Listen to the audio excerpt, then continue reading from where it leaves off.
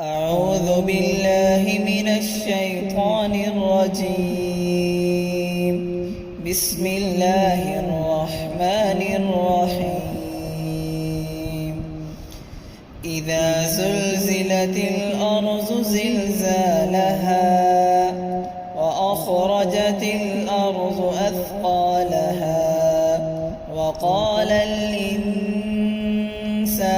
ما لها يومئذ تحدث أخبارها بأن ربك أوحى لها يومئذ يصدر الناس أشتاتا ليروا أعمالهم فمن يعمل مثقال ذرة خيرا يره ومن يعمل مثقال ذرة شرا يره.